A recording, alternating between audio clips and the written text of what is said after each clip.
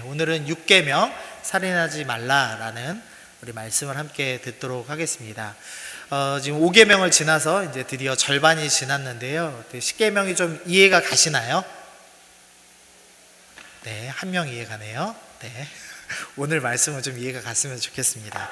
혹시 다른 계명들은 내가 다 어기지만 6계명은 다 지키실 거라고 생각하는데 혹시나 나는 6계명을 못 지켰다 하시는 분 손 들어 주시면 112에 신고를 좀 누가 아무도 없으시죠? 예. 살인하지 말라는 안 지킨 사람이 거의 없는 계명입니다. 그래서 이 정도 뭐 당연히 지킬 수 있지 이렇게 생각하고 이제 지나가기 쉽습니다. 뭐 문장도 매우 짧고요. 하지만 이제 이 본래의 의미를 성경 깊이 좀 찾아보면은 이 말씀도 우리가 쉽게 지킬 수 있는 말씀이 아니구나. 이 말씀의 의미가 깊구나라는 것을 깨닫게 될 거라고 생각을 합니다. 우리가 비록 살인을 하진 않지만 이것과 연관된 또 난제들을 생각하면은 매우 또 복잡합니다. 오늘 다루지는 않겠지만 뭐 이런 문제들이 좀 있습니다. 전쟁. 그리스도인들은 전쟁에 나가도 될까요? 안 될까요? 자, 전쟁에 나가도 된다. 네, 전쟁에 나가면 안 된다. 나가도 안 된다 아무도 없으시네요. 우리 이제 지금 기독교들은 이제 전쟁에 참여하죠. 근데 전쟁에 참여하지 않는 이단도 있습니다. 여호와의 증인이라고 해서요. 그들은 이제 집총 거부라는 걸 하는데요. 총을 드는 것을 거부하는 겁니다. 왜냐하면 총은 6계명을 위반하는 살인하는 무기이기 때문에 아예 총을 들지 않고 군대에 들어가지 않겠다 이렇게 선언하는 이단들도 있습니다. 그러니까 이 6계명을 문자적으로 이해하는 이단인 거죠. 근데 우리 이제 기독교는 전통적으로는 신앙을 지키기 위한 그리고 사람들을 지키기 위한 방어하는 전쟁은 참여해서 생명을 살리는 일에 동참해야 된다라고 생각을 해서 전쟁에 참여해 왔습니다. 근데 여기에도 이제 또 애매한 문제들이 걸리죠. 그러면 이번 전쟁이 과연 방어하는 전쟁이냐 공격하는 전쟁이냐를 두고도 조금 갈릴 수가 있습니다. 뭐 지금 우크라이나랑 러시아가 전쟁을 하고 있는데 둘 다 서로가 우리는 방어하는 전쟁입니다. 우리는 우리의 자국민을 지키기 위해 전쟁하고 있습니다. 주장을 하고 있거든요. 그래서 전쟁도 이게 어떤 개념이냐를 두면은 또 아주 애매한 복잡한 문제가 될 수 있습니다. 자살 문제, 당연히 자살은 6계명 위반입니다. 자기가 자기 스스로 살인을 저지르는 거기 때문에 이 또한 6계명 위반이라고 할 수 있습니다. 근데 또 이 문제를 두고 자살한 사람을 구원을 하는 거냐 못하는 거냐, 그리고 도저히 자살할 수밖에 없는 상황이라면 이것은 자살로 봐야 되느냐 타살로 봐야 되느냐, 또 이런 문제 가지고 좀 난해한 문제가 나올 수도 있겠습니다. 낙태 문제도 성폭행에 의해서 임신을 한 경우는 낙태를 허용해야 되느냐, 그리고 장애아, 특별히 문해아, 뇌가 없는 상태에서 태어나서 태어나자마자 2-3시간 안에 죽는 아이들이 있는데 그런 아이들이라면 낙태를 해도 되는 것이냐 안 되는 것이냐, 그러면 생명의 기준이 뇌, 정신에 있는 것인가 아니면은 호흡하는 것에 있는 것인가를 두고도 또 논쟁거리가 될 수도 있습니다. 안락사, 육체적으로 너무 고통이 심해서 이 생명을 연장하는 활동, 의료 활동을 중지시키는 일인데요. 이걸 해도 되느냐 안 되느냐를 놓고도 역시나 또 의견이 좀 나눠질 수도 있겠습니다. 사형제도도 마찬가지죠. 사실은 이 극악한 사람을 처벌함으로써 하나님의 정의로우심이 있다는 것을 알리기 위해서 사형을 유지할 것인가, 아니면 혹시라도 있을지 모르는 사법부의 잘못된 판단, 그러니까 재판관이 잘못 판단할 수 있기 때문에 실제로는 사용을 하면 안 되는가, 이걸 놓고도 견해가 좀 나뉘기도 합니다. 그래서 이 살인하지 말라를 놓고 되게 난감한 문제들이 많이 있습니다. 근데 오늘 이제 이 문제를 다 다룰 수는 없고요. 오늘은 성경에서 살인을 어떻게 정의하고 있는지, 그리고 살인의 결과가 무엇인지 살펴보고 실제로 우리가 좀 적용할 수 있는 것이 무엇인가만 먼저 살펴보고, 혹시나 기회가 되면 이런 문제는 너무 예민하니까 전 목사님이 설교하시는 걸로 그렇게 좀 정리를 하면 좋지 않을까 싶네요. 전 목사님께 부탁해 주세요. 먼저는 이 6계명의 독특한 특징은 목적어가 없다는 것입니다. 그러니까 누구를 죽이지 말아라 라고 되어 있는 것이 아니라 대상이 없이 그냥 다 죽이지 말라는 의미로 해놓은 것입니다. 문장을 좀 그냥 읽어보면 목적어를 분명히 하지 않는 것은 특정한 무리만 보호하려는 것이 아니라 모든 이에게 무제한적으로 적용하기 위해서이다 라는 좀 어려운 이 주석 그대로 베껴갖고 왔는데요. 무슨 의미냐면 고대 근동에서는 누구를 죽이면 안 되냐면 자유민을 죽이면 안 됩니다. 그러면 누구를 죽여도 되냐면 노예는 죽여도 됐습니다.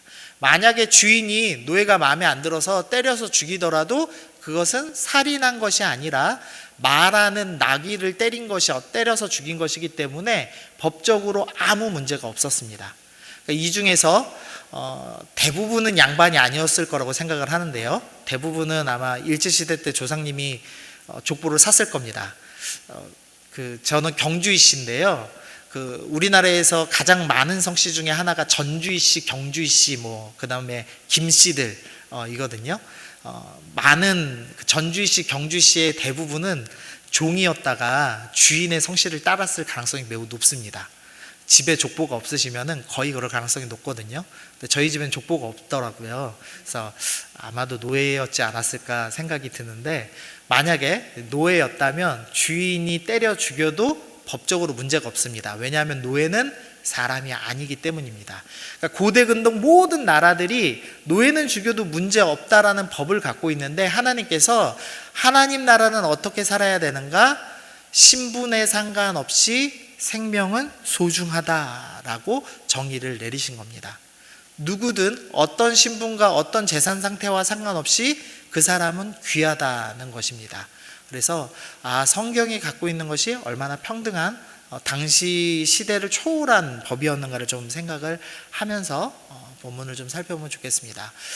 먼저는 좀 성경에서 나타나는 살인의 개념에 대해서 먼저 살펴보겠습니다. 먼저는 고의로 의도적으로 하는 살인입니다. 민수기 35장 보니까 고의로 살인죄를 범한 살인자는 생명의 소전을 받지 말고 반드시 죽일 것이라. 무슨 의미냐면, 원래는 어떤 이제 짐승을 실수로 해서 다른 사람의 짐승을 죽였다면 짐승의 값을, 그것을 대신 지불할 수 있었습니다. 그래서 속하는 돈이다 해서 속전이라는 표현을 쓰는데요. 하나님께서 생명을 죽였을 때는 속전으로도 해결할 수 없다. 즉 아무리 많은 합의금을 지불하더라도 살인죄는 처벌해야 된다라고 명령을 해 두셨습니다. 그러니까 우리가 잘 알고 있는 사람을 죽인 것, 특별히 고의로 사람을 죽인 것은 당연히 살인이다라고 성경이 지정을 해 놨습니다. 이건 당연하죠. 그러면서 살인하면 안 되는 이유를 창세기 9장 6절에서 설명을 하는데요. 이 말씀을 좀 외우시면 좋으니까 한번 읽어보겠습니다. 시작. 다른 사람의 피를 흘리면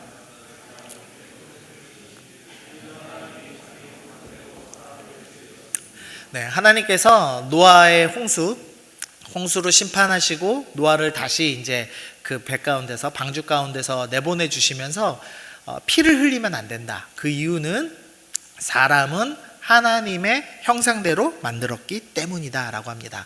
사람은 동물과는 가치가 다르다. 사람은 하나님께서 가치 있다 여기시는 것, 하나님의 것이기 때문에 절대 함부로 다루어서는 안 된다라고 성경이 규정을 하고 있습니다. 그래서 살인하면 안 된다라고 성경이 정했습니다. 이거는 당연하죠. 우리가 다 지키는 계명입니다. 근데 이제 이거는 요새 좀 문제가 있어서 제가 다루는데요. 짐승을 죽인 경우는 어떻게 생각해야 되는가입니다. 사람이 구덩이를 열어두거나 구덩이를 파고 덮지 아니하므로 소나 나귀가 거기서 빠지면 그 구덩이 주인이 잘 보상하여 짐승의 임자에게 돈을 줄 것이요 죽은 것은 그가 차지할 것이니라. 무슨 소리냐면, 이 구덩이를 팠습니다. 근데 동물이 빠져 죽었습니다. 그럼 어떻게 해야 되냐면, 짐승이 생명이지만 돈으로 보상할 수 있다라고 가르치는 겁니다. 이 구절을 왜 넣어놨냐면, 예전에 한 60년대 70년대 이 6계명을 설교할 때는 아무도 이것을 논하지 않았는데, 요새 어떤 이제 생각을 갖냐면, 우리 집 뽀삐가 다른 사람만큼 중요한 존재가 아닐까라는 생각을 하는 겁니다. 이해가 되시나요? 우리 집 강아지가 옆집에 있는 사람보다, 옆집에 있는 80 넘은 할아버지보다, 할아버지는 살 날이 얼마 안 남았지만 우리 뽀삐는 우리 가족과 같기 때문에 뽀삐가 더 소중하다고 여기는 분들이 꽤 많습니다. 그러니까 동물 보호가 사람 생명 보호하는 것보다 더 귀하다. 그래서 심지어 동물 보호하시는 분들 중에 극단적인 분들은 사람만 없어지면 온 땅이 행복하다, 뭐 이렇게까지 얘기하시는 분들이 있습니다. 그러나 하나님께서 분명히 말씀하셨는데 사람은 하나님의 형상이기 때문에 생명을 해치면 안 된다. 그러나 짐승은 생명이 해쳤다면 그것은 보상할 수가 있고, 그리고 짐승은 내가 너희에게 음식으로 주었다라고 말씀하십니다. 그러므로 가치를 둔다면 사람이 더 중요하고 동물은 그보다 떨어지는 가치이죠. 근데 죄는 항상 하나님이 정해놓으신 질서와 우선순위를 거꾸로 바꿉니다. 그래서 동물이 더 귀하고 사람이 좀 덜 귀한 걸로 이해하는 잘못된 문화가 요새 좀 있습니다. 그래서 그런 문화가 있으시다면, 혹시나 그런 생각이 있다면 그것은 성경적이지 않습니다. 빨리 버려야 합니다. 아멘? 여기는 아멘이 나오네요. 네, 전에 교회에서 설교했는데 되게 힘들어하던 자매가 있어요. 그래서 찾아왔어요. 우리 집 강아지는 그래도 가족이라고. 그러면서 우리 동물이 죽었는데 천국을 갈 수 있나요 없나요 눈물을 흘리면서 막 얘기해가지고, 천국에 갈 수 있을까요? 애완동물이? 예, 못 갈 것 같거든요. 네, 동물이 있을 수는 있지만, 그래서 말하기 되게 난감했는데 아직은 김해는 잘 따르시네요. 네, 다음 화면을 좀 주시면 좋겠습니다. 과실치사입니다. 과실치사는 실수로 사람을 죽인 경우입니다. 당연히 고의로 살인을 한 것은 살인죄입니다. 그런데 실수로 사람을 죽였을 수 있습니다. 이스라엘은 돌이 진짜 많습니다. 그래서 이스라엘 속담 중에 세상에 있는 모든 돌을 들고 어떤 황새가, 이건 이제 이야기 만든 이야기죠, 유대인들이. 황새가 날아가다가 실수로 이 가나안 땅에다가 3분의 1을 다 뿌렸다라는 이제 이야기가 있습니다. 그만큼 밭에 돌이 많습니다. 우리나라랑은 비교도 하지 않을 만큼 돌이 많습니다. 그래서 이 밭을 가꾸다가 이 농부가 이 돌을 굴려서 밑으로 내릴 때가 있는데, 종종 돌 굴리다가 이 돌 굴러가요 하다가 그 돌에 맞아서 죽는 사람들이 있었습니다. 그리고 소가 이렇게 뿔이 달렸죠. 소를 풀어놨는데 소리 사람을 받아서 죽는 경우들도 있었습니다. 그런 경우는 어떻게 해야 하는가? 하나님께서 이 6성읍은 이스라엘 자손과 타국인과 이스라엘 중에 거류하는 자의 도피성이 된다라고 합니다. 피할 수 있는 성입니다. 부지 중에 알지 못하고 실수로 살인한 모든 자가 그리로 도피할 수 있느니라 라고 하셨습니다. 다행히 실수로 사람을 죽인 경우에는 살인죄로 적용하지는 않습니다. 그러나 문제는 고대근동에서는 복수가 올바르다는 생각이 있었습니다. 근데 복수를 할 때는 죽인 사람만 죽이는 것이 아니라 그 가족까지 싸그리 죽이는 수준의 복수가 자행됐는데요, 하나님께서는 복수하지 말아라, 그리고 실수로 사람을 죽였다면 그 보복을 피하기 위해서 도피성으로 도망가라 라고 판결을 하셨습니다. 지금으로는 이 과실치사, 이 실수로 사람을 죽이는 경우가 뭐가 있을까요? 네? 뭐가 있을까요? 그렇죠. 교통사고가 아주 대표적이고, 또 뭐 건축 중에 일어나는 사망사고, 또 전기 만지다가 뭐 사고가 있을 수도 있고, 의료사고도 있을 수 있죠. 그런 사고가 있을 때는 그 사람을 살인자로 규정하지 않고 대신에 도피성으로 피하라 하고 규정했습니다. 그러나 도피성으로 피했다고 해서 책임지지 않는다, 뭐 이 정도로 생각하면 곤란합니다. 왜냐하면 하나님께서 주신 기업, 하나님이 주신 고향, 하나님이 주신 가족을 떠나서 일생을 살아야 하는 벌이었기 때문입니다. 그래서 이 도피성에 머무는 것도 절대 쉬운 일은 아니었다. 그리고 살인죄로 적용되지만 않았을 뿐 그 사람은 참여하면서 살아야 됐다라는 것을 생각해 볼 수가 있습니다. 그 다음에 간접살인이 또 있는데요. 이 사무엘하 11장 12장에 보면 다윗이 우리아의 아내를 빼앗는 사건도 나오고, 또 열왕기상 21장에 이 아합이라는 왕이 나봇의 포도원 사건을 일으키는 걸 봅니다. 특별히 이 열왕기상 21장에 보면 아합 왕이 이 나봇이라는 사람의 포도원이 위치가 너무 좋았습니다. 그래서 그 땅을 사고 싶었는데 나봇이 하나님께서 주신 땅이기 때문에, 조상들의 땅이기 때문에 팔 수 없습니다 라고 얘기합니다. 그러자 이 아합의 아내 이세벨이 사람들에게 사주를 해서 나봇을 죽이고 포도원을 빼앗은 사건입니다. 근데 하나님께서 이것에 대해서 어떻게 판결하시냐면 내 칼이 내 집에서 영원토록 떠나지 아니할 것이다. 그래서 다윗의 집에 영원히 칼이 떠나지 않을 것이고 아합과 이세벨이 죽는 결정적인 이유 중에 하나가 됩니다. 그러니까 간접적으로 살인하는 거, 굳이 어려운 용어를 쓴다면 살인교사라고 부르기도 하는데요. 자기가 직접 죽이지 않더라도 살인을 하도록 만드는 것은 하나님께서 동일하게 살인죄로 적용하신다는 것을 성경이 가르쳐 줍니다. 근데 그뿐만 아니라 시편 94편에 보니까 여호와여 그들이 주의 백성을 짓밟으며 주의 소유를 곤고하게 하며 과부와 나그네를 죽이며 고아들을 살해합니다 라는 구절이 있습니다. 부자들이 하나님의 백성을 짓밟습니다. 근데 여기서 과부와 나그네와 고아를 죽였다라는 표현이 되어 있는데 실제로 죽였다는 개념이 아니라 아마도 이 앞구절로 추측을 해볼 때 경제적으로 이 약자들, 사회적 약자들을 억압해서 경제활동을 할 수 없는 과부, 여자들, 남편이 없는 여자와 그다음에 나그네, 외국인과 그리고 부모가 없는 어린 고아들이 실제로 죽을 수밖에 없는 환경을 만드는 그런 부자들에 대해서 여전히 살인죄로 적용하겠다라는 말씀을 기록하고 있습니다. 그러니까 사회적으로 사람이 죽을 수밖에 없는 구조를 만들어낸다면 그 또한도 살인으로 하나님께서 취급을 하셨습니다. 세 번째로는 인격 살해도 살인으로 취급했습니다. 처녀에게는 아무것도 행하지 말 것은 처녀에게는 죽일 죄가 없습니다. 이 일은 사람이 일어나 그 이웃을 쳐 죽인 것과 같은 것이라. 길 가다가 여성이 성폭력을 당했습니다. 그럴 때 어떻게 평가해야 되는가? 이 성폭력을 당하는 순간 7계명인 간음하지 말라를 여자도 위반했고 남자도 위반한 것처럼 됐는데 이를 어떻게 결론을 맺어야 되는가? 성경은 여자는 죄가 없다, 강제로 당한 것이기 때문에 오히려 이웃에게 쳐 죽임 당한 것과 같은 인격적인 살해를 당한 것이 된다. 그러므로 성폭행 행한 사람을 살인죄로 처벌해라 라고 명령을 합니다. 그러니까 인격 살인도 살인으로 취급을 하고 있습니다. 예수님께서 이 살인하지 말라에 대해서 해석을 해놓으셨는데요. 옛사람에게 말한 바 살인하지 말라, 누구든지 살인하면 심판을 받게 되리라 하였다는 것을 너희가 들었으나 나는 너희에게 이르노니, 자 여기부터 읽어보겠습니다. 시작. 형제에게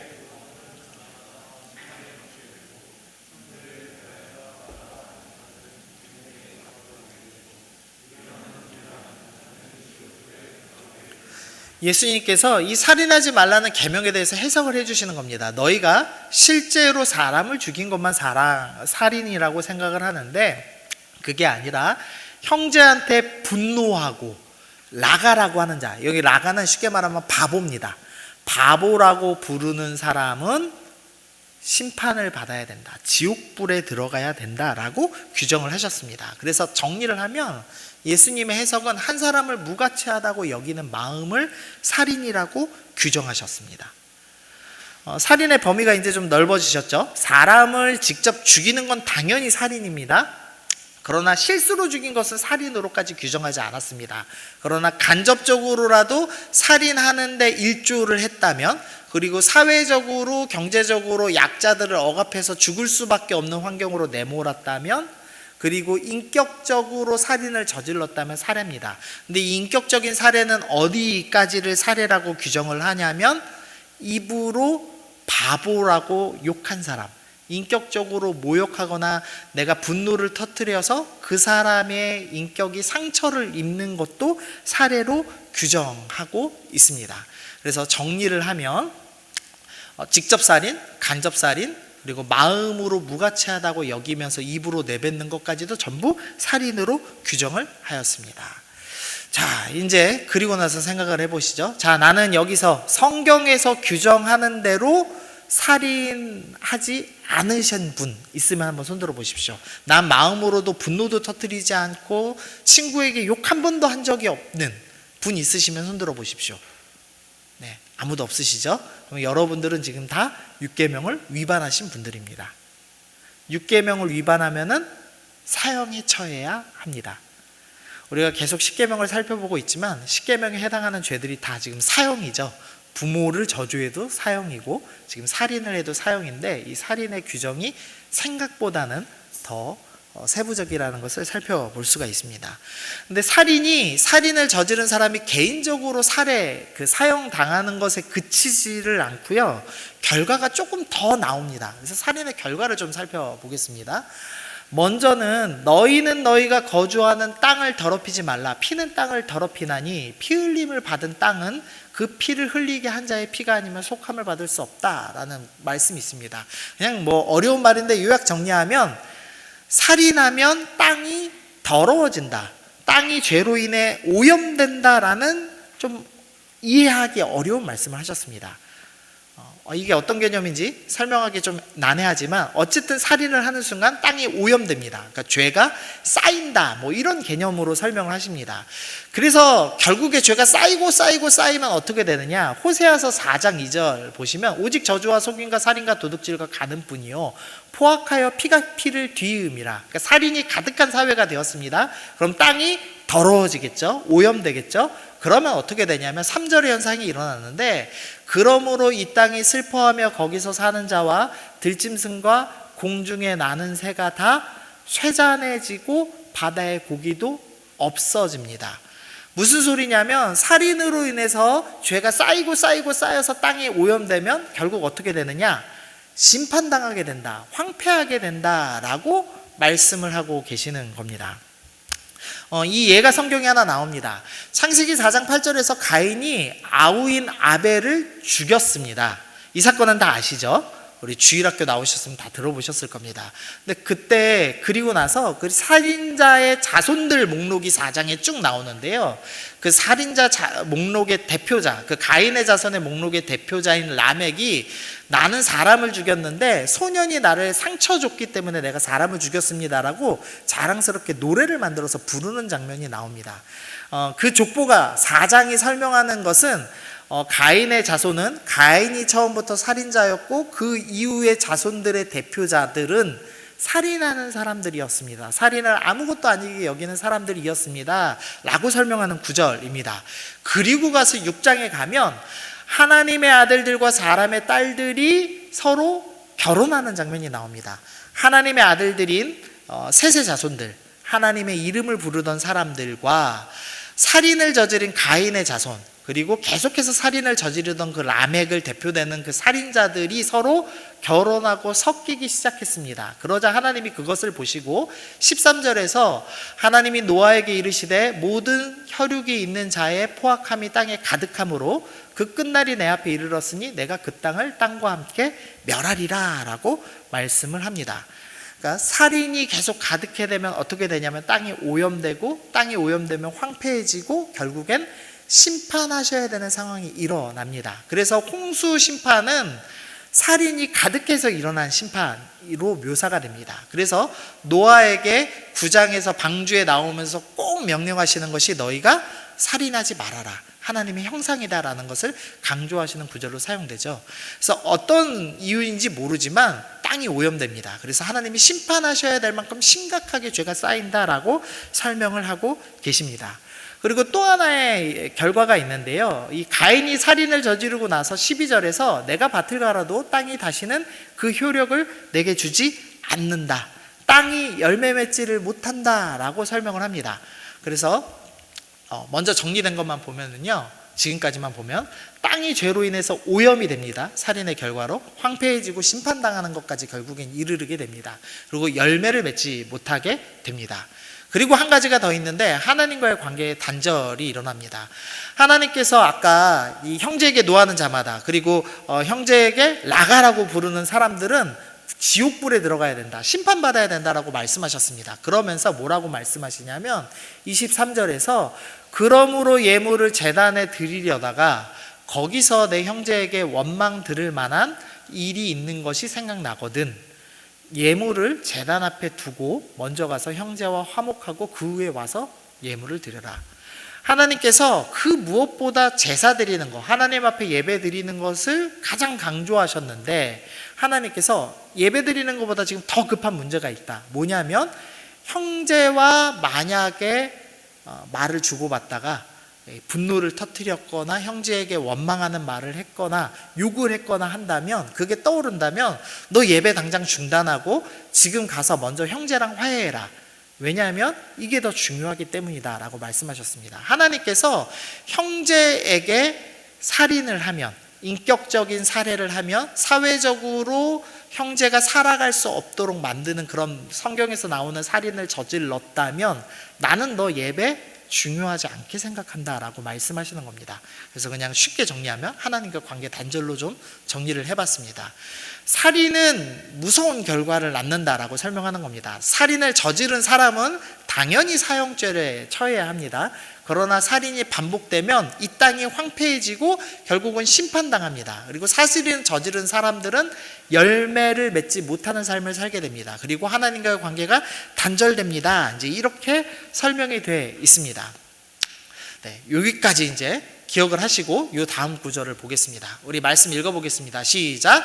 이리와 어린 양이 함께 먹을 것이며 사자와 집을 먹을 것이며. 네, 여기까지만 보겠습니다. 이사야서 65장의 말씀은 이 하나님 나라의 완성된 모습을 설명합니다. 하나님 나라는 어떤 나라입니까? 이리와 어린 양이 함께 먹고 사자가 소처럼 집을 먹는 사회입니다 라고 묘사합니다. 이 구절만 보면은 천국은 채식하는 곳이구나, 이제 이렇게 착각을 하거나, 옛날 이 여호와의 증인들이 이 자기들 전도지에 보면은 양복 입은 사람들이 사자랑 일이랑 같이 있는 그림을 그려서 많이 전도를 했거든요. 이걸 문자적으로 이해한 겁니다. 근데 이 말씀은 이사야가 촌스럽게 진짜로 사자가 풀 먹습니다 라는 설명을 하는 게 아닙니다. 무슨 의미냐면 사자도 약한 존재를 먹지 않습니다 라는 표현입니다. 즉 약육강식하지 않는 사회가 하나님 나라입니다 라고 설명을 하는 겁니다. 하나님 나라는 어떤 곳입니까? 약육강식하지 않는 곳입니다. 약육강식하지 않기 때문에 하나님 나라의 상태인 평안이 지속되는 곳입니다. 그러나 세상은 어떤 곳입니까? 약육강식이 일어나는 곳이다 라고 설명을 하고 있는 것입니다. 그 약육강식의 가장 대표적인 단어로 표현한다면 살인이라고 할 수 있겠죠. 여러분이 약육강식을 하면 어떻게 됩니까? 땅이 황폐해집니다. 심판받습니다. 열매 맺지 못합니다. 하나님과 관계가 단절됩니다. 우리가 직접적으로 살인을 저지르지 않더라도 여러분의 마음속에서 분노를 터뜨리고 사회적으로 약자들이 살 수 없는 환경을 만들어내고 여러분이 친구와 동생들에게 욕을 하고 분노를 터뜨리고 부모를 향해서 원망과 저주를 쏟아낸다면 여러분의 영혼은 황폐해질 것이고 여러분의 삶을 통해서 어떤 영적인 열매도 맺지 못할 것이고 심지어는 심판당할 수도 있고 하나님과의 관계가 단절되어서 여러분의 예배가 온전히 하나님 앞에 드려지지 않을 수도 있다라고 설명을 하고 있는 겁니다. 그래서 살인죄는, 그리고 입으로 행하는 분노를 터뜨리거나 욕설을 하거나 하는 그 모든 행위들은 매우 무서운 결과를 낳는 죄라는 것을 성경이 설명을 하고 있습니다. 그러면 이제 적용을 한번 해보겠습니다. 그럼 어떻게 적용해야 되는가? 마음과 혀로 범하는 살인을 멈춰야 합니다. 당연히 악플하면 안 됩니다. 혹시 악플러 계세요 여기에? 일배하시는 분들 일배 끊으십시오.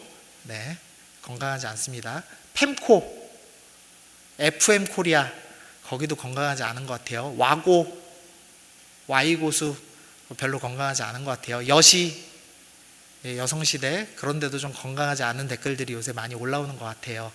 그런 데는 보지도 않으셨으면 좋겠습니다. 악플을 멈춰야 됩니다. 그리고 사람을 무가치하게 여기는 마음 당연히 멈춰야 합니다. 근데 남에게 하는 것뿐만 아니라 나에게 향하는 것도 멈춰야 되는데요. 넌 안 돼. 넌 못할 거야. 너가 그러면 그렇지. 네가 뭘 잘하는 게 있겠어. 나에게 행하는 인격 살인도 멈춰야 합니다. 아멘? 네, 감사합니다. 긍정 명령으로는 생명을 존중하라 라고 적용을 해볼 수 있겠습니다. 성경은 어느 정도까지 생명을 존중하느냐? 신명기 22장 8절에서 내가 새 집을 지을 때 지붕에 난간을 만들어서 사람이 떨어지지 않게 하여라. 성경은 어느 정도로 규정하냐면 건축법으로 사람을 죽지 않게 하는 것, 생명을 존중히 여기기 위해서, 생명을 살리기 위해서 건축법까지 지정을 해 놓을 정도로 생명을 존중히 여기라고 말씀을 하였습니다. 그러므로 우리가 육계명을 적극적으로 실천한다면 내가 사람을 무가치 여기지 않는 것 수준이 아니라 생명을 살리기 위한 적극적인 행동을 해야 되는 겁니다. 예를 들면은 여러분의 친구의 영적인 생명을 살리기 위해서 여러분이 칭찬을 할 수도 있어야겠습니다. 여러분의 선한 말, 선풀을 달 수도 있겠습니다. 그리고 직접적으로 나중에 사회에 나가면 생명을 존중할 수 있는 다양한 일을 할 수도 있겠습니다. 여러분이 만약에 알바생을 거느리고 있다면 알바생에게 시급 2,000원만 올려줘도 그 사람의 영적인 생명이 살아날 겁니다. 해보십시오. 행복해 할 겁니다. 네.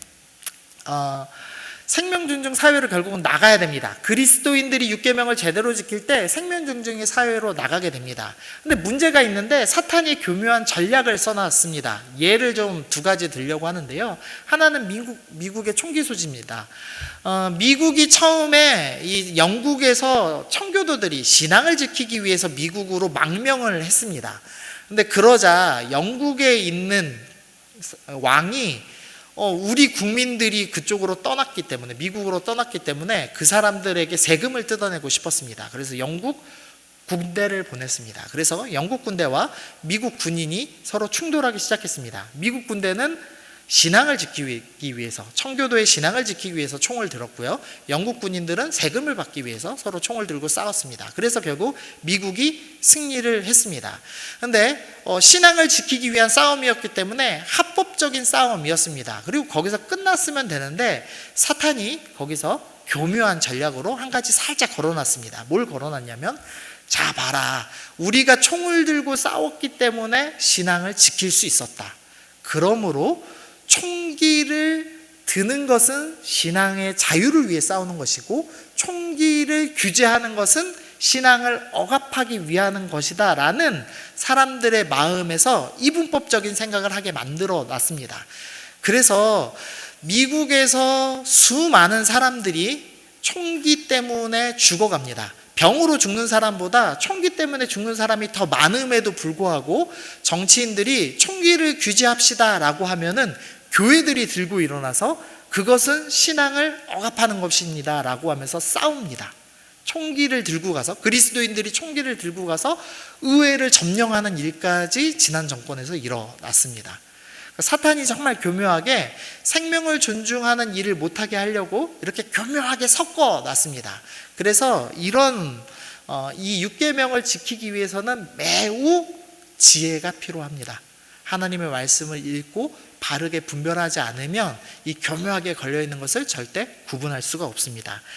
한 가지 더 예가 있는데요. 이 경제적 어려움과 사회적 살인을 비등한 것으로, 동일한 수준의 가치로 여기게 만들었습니다. 경제적으로 너무 어려우면 죽을 수도 있지라는 생각을 하게 만들어 놨습니다. 미국의 이 마이클 플로라는 70대 할아버지가 코로나 때 정신을 잃었습니다. 코로나로 인해서. 그래서 자기도 모르는 사이에 입원을 해서 60일간 입원을 해 있었습니다. 근데 이 할아버지가 중간에 깨어나서 한 유일한 말은 뭐였냐면, 내가 죽게 내버려둬라, 의료 활동을 하지 말아달라 요청하고 다시 기절을 했습니다. 그리고 나서 결국에는 60일간 치료를 다 받았는데, 치료비가 60일 동안 얼마가 나왔냐면 13억이 나왔습니다. 네, 미국은 정말 심각하죠. 60일간 입원해서 13억이 나왔습니다. 근데 이제 다행히 너무 이슈화가 돼서 이 할아버지가 들고 있는 의료보험 회사에서 13억을 대신 지불은 해줬습니다. 그래서 이 할아버지는 해피엔딩이 됐지만, 이 할아버지의 마지막 인터뷰가 뭐였냐면, 나는 생존한 것에 대해서 죄책감을 느낀다는 인터뷰를 하고 끝냈습니다. 왜냐하면 나 때문에 13억이 쓰여진 것이 너무 죄스럽다는 겁니다. 그러니까 돈이 자기 생명보다 더 가치로웠다라는 인터뷰를 하고 마무리를 했습니다. 우리 안에 돈이 생명보다 더 중요하다는 생각이 꽉 잡혀 있습니다. 그래서 생명 존중의 사회로 나가야 되는데, 6계명을 제대로 지키려면 생명 존중의 사회로 나가야 하는데 그것을 막고 있습니다. 그래서 우리가 더욱더 지혜로워야겠다라는 생각을 해봅니다. 마지막입니다. 요거는 이제 여러분의 목표입니다. 우리는 살인하지 않는 것에서 넘어서 생명 존중 사회를 만들어 가야 합니다. 근데 거기서 넘어서 타인을 위해서 목숨을 버리는 삶까지 가야 제자된 사람이라고 할 수가 있습니다. 요한복음 15장에서 내 계명은 곧 내가 너희를 사랑한 것 같이 너희도 서로 사랑하라 하는 이것이니라. 사람이 친구를 위하여 자기 목숨을 버리면 이보다 더 큰 사랑이 없나니. 예수님께서 가장 큰 사랑은 무엇인가? 내 생명을 다른 사람을 위해서 내어주는 것입니다 라고 말씀하셨습니다. 그래서 이 6계명에 대해서 생각을 해보면서 내가 살인하지 않았습니다, 실제로 사람 안 죽였으니까 괜찮습니다, 이 정도 수준이 아니라 내가 마음으로도 미워하지 않고 인격적인 살인을 하지 않겠습니다 수준으로 가야 되고, 거기서 넘어서 우리 그리스도인들이 생명을 존중하는 사회로 더 발전시켜야겠습니다. 내 주변 사람들이 나의 삶을 통해서, 나의 입술을 통해서 그 사람들의 실제 생명이, 그리고 영적인 생명이 풍성해지는 수준이 되면 좋겠습니다. 그리고 그것을 넘어서 나는 이제 나의 생명까지 내어서 사람을 살리는 일에 예수님처럼 사는 사람이 되어야겠습니다. 이렇게 사는 우리가 되어야겠습니다. 오늘은 좀 독특한 적용을 좀 해보려고 하는데요. 오늘 제가 마지막 찬양으로 하나님께서 당신을 통해를 정했습니다. 우리 반주자 혹시 좀 나와주실래요? 뒤에 에어컨을 좀 틀어주시면 좋겠습니다. 지금 부채질을 많이 하시는데요. 오늘 어떤 적용을 할 거냐면요, 우리가 살인하지 말라는 인격적인 살인을 하지 않는 것이다. 우리가 실제로 적용할 수 있는 게 그래서 선한 말 하는 거였죠. 그래서 여러분들이 지금 여기 있는 분들에게 칭찬 한마디 하는 연습을 좀 해봤으면 좋겠습니다. 네, 설교 듣는 것보다 이걸 더 힘들어 하실 수도 있는데요. 지금 이제 악보 좀 띄워주시죠. 네, 여러분의 입술을 통해서 내 앞에 있는 사람의 메마른 영혼에 샘물이 나게 만드는 일이 칭찬입니다. 그래서 살인하지 말라를 실천하기 위해서 칭찬하는 시간을 좀 가지려고 하는데요. 칭찬 한마디 하시고 서로 기도 제목 나누고 같이 기도하고, 그 다음에 축복성 부르면서 제자리에 앉으시면 제가 축도하고 마치는 걸로 하겠습니다. 자, 되셨나요? 이해가 되셨나요? 서로 칭찬하고 기도 제목 나누고 같이 짧게 기도하는 5분의 시간을 좀 갖도록 해보겠습니다. 네, 그러면은 1대1로 짝을 짓는데요. 혹시나 용기 있게 내가 이 친구랑 싸웠는데, 내가 이분하고 좀 사이가 어색한데 칭찬해보고 싶다 하시는 분 찾아가셔도 좋고요. 아니면 가장 친한 분과 서로 칭찬을 하셔도 좋겠습니다. 근데 꼭 1대1로 만나시면 좋겠습니다. 자, 이해가 되셨죠? 이해는 어렵지 않으나 실천하기가 어려우시죠? 그래도 해보겠습니다. 자, 다 다리에서 일어서 다 일어나겠습니다. 그래서 1대1로 짝져보시죠. 자, 1대1로 짝지겠습니다. 짝지면서 축복성 불러줍니다. 하나님께서